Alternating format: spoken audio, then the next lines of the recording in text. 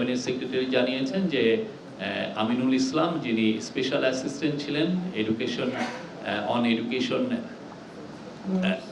Affairs, উনি পদত্যাগ করেছেন।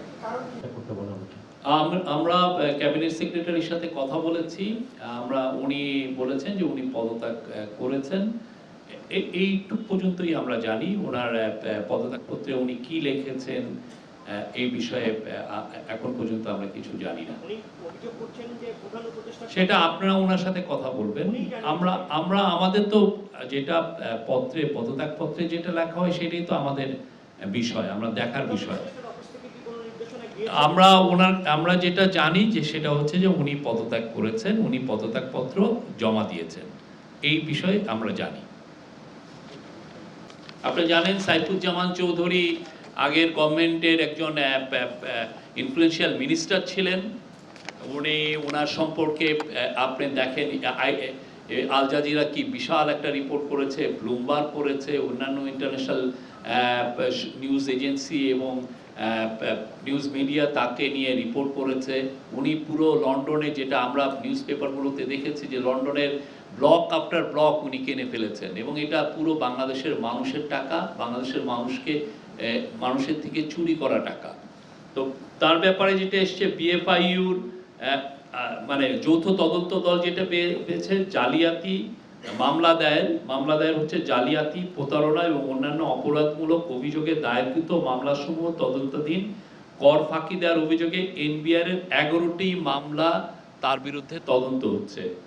আদালত কর্তৃক অ্যাটাচ করা হয়েছে হলো 20 কোটি টাকার মূল্যমানের 4টি সম্পত্তি অ্যাটাচ করা হয়েছে, 2টি ফ্ল্যাট এবং 31,594.39 ডেসিমেল সম্পত্তি সংযুক্তির জন্য আদালতে আবেদন করা হয়েছে। আদালত কর্তৃক ফ্রিজিং হয়েছে 29টি ব্যাংক অ্যাকাউন্ট, এটা ফ্রোজেন হয়েছে, যার মোট ব্যালেন্স ছিল 5.27 কোটি টাকা, এবং তার শেয়ার ছিল 102.85 কোটি টাকার শেয়ার। আর MLAR প্রেরণ, মানে এটা নিয়ে আমরা বিদেশে আমরা জানিয়েছি এই ওর সম্পত্তির বিষয়ে, সেটা হচ্ছে যে UAE-তে, মানে ইউনাইটেড আরব আমিরাতে তার 228টি, যুক্তরাষ্ট্রের 7টি এবং যুক্তরাজ্য মানে ইংল্যান্ডে, ইউনাইটেড কিংডমে 343টি সম্পত্তি সংযুক্তির জন্য আমরা বলেছি।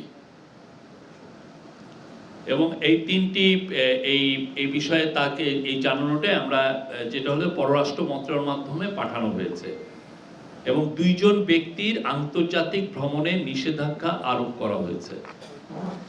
এটা আমরা আরো এর বিষয়ে আরো আপনাদেরকে আরো ডিটেইলস দিব। এটারে আমরা এইখান থেকে কিছু যেগুলো বুলেট পয়েন্টগুলো, সেগুলো ইম্পর্টেন্ট পয়েন্টগুলো আপনাদেরকে আমরা খুব শীঘ্রই এটা আমরা ইয়েতে পাঠাচ্ছি। আর 11টা এটা আমরা এখনই এর নাম কিছু লিগ্যাল বিষয় আছে, সেগুলো আমরা নামগুলো দিচ্ছি না। আর শেখ হাসিনার যে বিষয়টা আসছে সেটা হচ্ছে যে শেখ হাসিনা, তার পরিবার, তাদের স্বার্থ সংশ্লিষ্ট ব্যক্তি ও প্রতিষ্ঠান, এখন বিষয়গুলো অনেক কিছু জিনিসের ইনভেস্টিগেশনের স্বার্থেও আমরা নামগুলো অনেক ক্ষেত্রে নিতে পারছি না, বাট এগুলো পুরো এটা আইডেন্টিফাই করা হয়েছে এবং সেই অনুযায়ী ইনভেস্টিগেশন করা হচ্ছে।